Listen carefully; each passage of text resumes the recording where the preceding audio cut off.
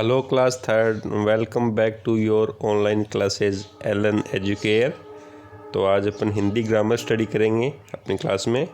तो इससे पहले अपन ने 1 to 6 चैप्टर है वो हिंदी ग्रामर के पढ़ लिए हैं। होप सो कि आपने अपनी फेयर नोटबुक में कर रखे होंगे उनको और अच्छे से उनको लर्न भी कर लिया होगा। तो आज अपन लेसन 7 पढ़ेंगे जिसका नेम क्या है, विशेषण। ठीक है ना, विशेषण। देखिए होता क्या है, ये आपके सामने पिक्चर है, इसके अंदर ध्यान से अपने को पढ़ना है और समझना है। देखो, मोटी किताब, किताब कैसी, मोटी। आइसक्रीम कैसी, मीठी।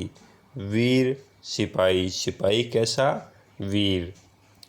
क्या, पतंग, पतंग कैसी, रंगीन। फूल, फूल कैसा, सुंदर। गिलास, गिलास कितने, 3। ठीक है। अब देखिए बच्चों, ऊपर दिए गए चित्रों को अपने ध्यान से देखा।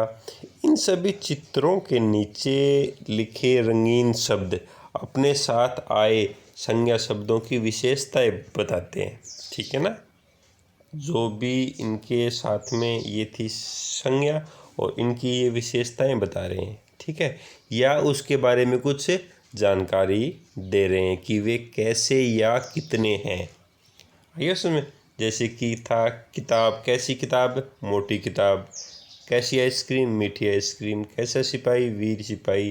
कैसी पतंग, रंगीन पतंग। कैसा फूल, सुंदर फूल। कितने गिलास, 3 गिलास। ये सारे जो है उसकी विशेषता बताते हैं या बताते हैं ये संख्या में कितने हैं। तो देखिए इसकी क्या होगी परिभाषा। संज्ञा या सर्वनाम शब्दों की विशेषता बताने वाले शब्दों को विशेषण कहते हैं। सब कुछ आपके समझ में आ गया। यानी संज्ञा या सर्वनाम शब्द है, उनकी जो विशेषता बताते हैं उन्हें क्या बोलते हैं, विशेषण। ओके, तो आपके समझ में आया कि संज्ञा या सर्वनाम की विशेषता बताने वाले शब्दों को विशेषण कहते हैं। देखिए कुछ विशेषण शब्द है। देखिए संग रूप बताने वाले शब्द है, वो कौन से होते हैं, लाल, हरा, नीला, गोरा, सुंदर आदि। ये सब क्या हो गए, विशेषण। गुण दोष बताने वाले शब्द कौन से होते हैं, अच्छा, बुरा, कायर, वीर। ठीक है ना, ये सब क्या है, विशेषण है। आकार बताने वाले शब्द है वो कौन से होते हैं, लंबा, चौड़ा, छोटा, बड़ा, ऊंचा। ठीक है ना, ये शब्द हो गए। फिर संख्या या माप तोल बताने वाले शब्द 2, 4, दूसरा, 2 लीटर, 3 लीटर आदि। और अवस्था बताने वाले शब्द होते हैं अमीर, गरीब, युवा, बूढ़ा, बच्चा आदि। ठीक है, तो ये शब्द है, ये कुछ विशेषण शब्द है। अब देखिए, विशेषण जिन शब्दों की विशेषता बताते हैं उन्हें विशेष्य कहा जाता है। अब आपसे पूछ ले कि विशेष्य क्या होता है, यानी जिसकी विशेषता बताई जाती है। जैसे मोटी किताब, तो किताब है वो विशेष्य हो गई। ठीक है। अब देखिए, विशेषण शब्दों पर लिंग व वचन का प्रभाव क्या पड़ता है। देखिए, विशेषण शब्दों पर लिंग तथा वचन का प्रभाव पड़ता है। वचन का लिंग बदलने से विशेषण शब्दों के रूप भी बदल जाते हैं। ठीक है ना, देखिए इसका भी प्रभाव पड़ता है। स्त्रीलिंग है तो उसके लिए अलग विशेषण यूज करेंगे और पुल्लिंग के लिए अलग। जैसे देखिए, स्त्रीलिंग क्या है, ये जलेबी, तो इसकी विशेषता आपने बताई मीठी, मीठी बताई कि मीठी जलेबी। जलेबी कैसी, मीठी।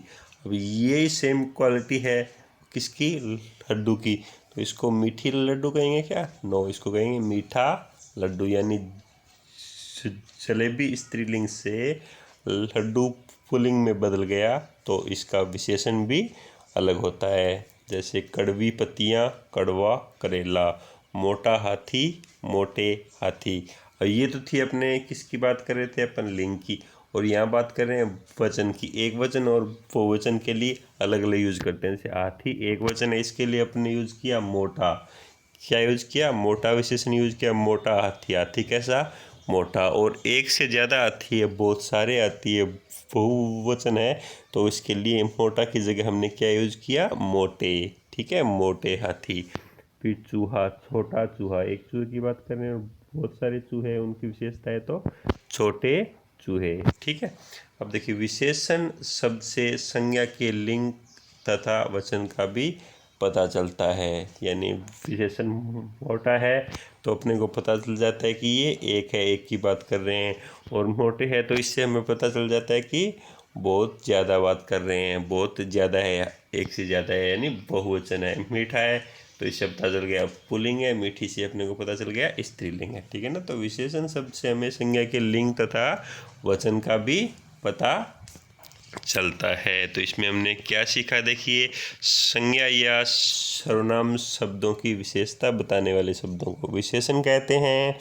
दूसरा हमने सीखा विशेषण किसी वस्तु के रंग, रूप, गुण, दोष, आकार, संख्या, मापतोल अथवा अवस्था आदि के बारे में हमें बताते हैं। विशेषण जिन शब्दों की विशेषता बताते हैं उन्हें विशेष्य कहते हैं, और विशेषण शब्दों पर लिंग व वचन का प्रभाव पड़ता है। तो ये अपना चैप्टर हो गया, चैप्टर 7।